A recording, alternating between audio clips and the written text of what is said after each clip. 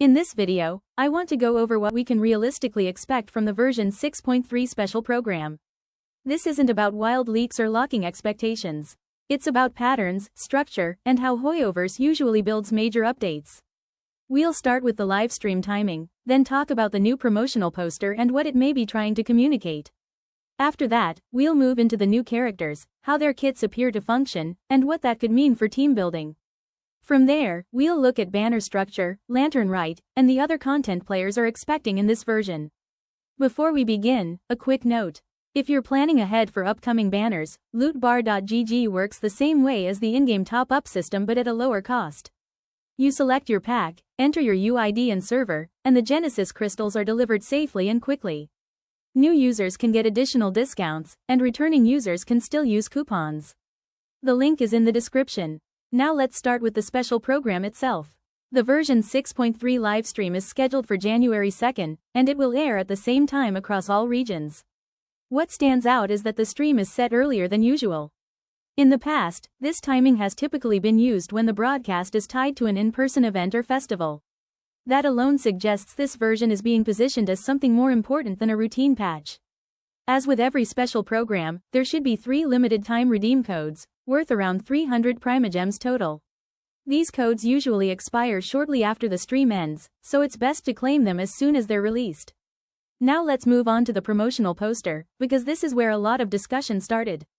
The version 6.3 poster immediately feels different in tone. It doesn't look light or celebratory. Instead, it feels heavy and deliberate. The composition is dense, filled with important characters, and every placement seems intentional. One character that stands out in particular is Sandrone. She isn't placed front and center, but she also isn't hidden.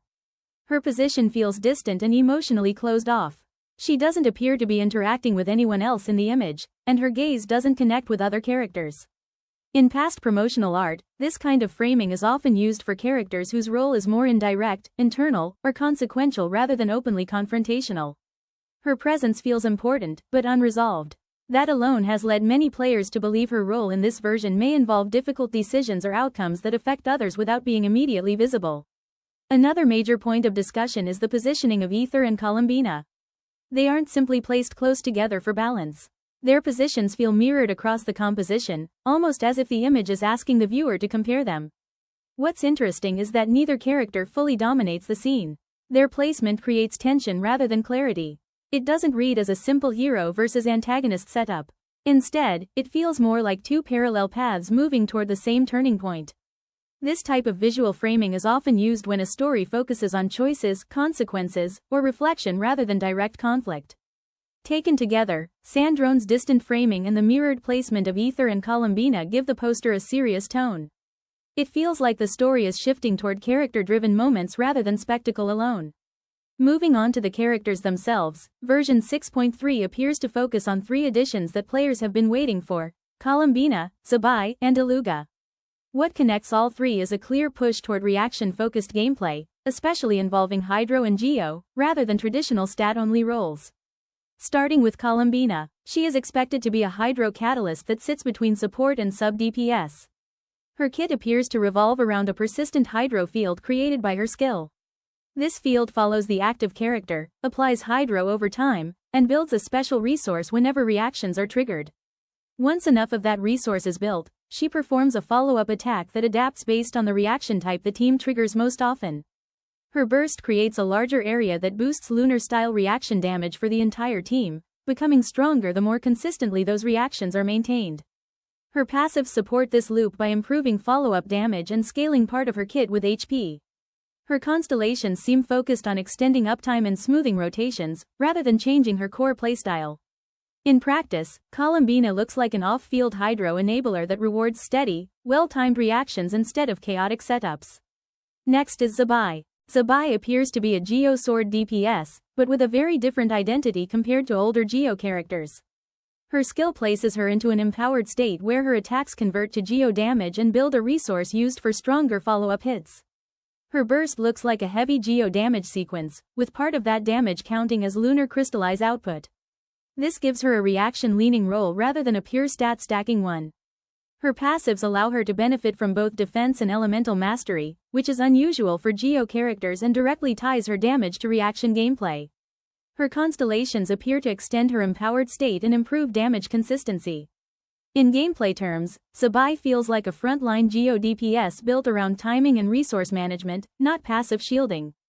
Then there's Illuga. Illuga appears to be a Geo support designed specifically to work with reaction-focused teams. His skill helps set up his supportive effects, while his burst provides buffs that are consumed when teammates deal Geo damage or trigger lunar crystallize reactions. His passives boost Geo damage and elemental mastery for the team, making him more of a reaction amplifier than a damage dealer.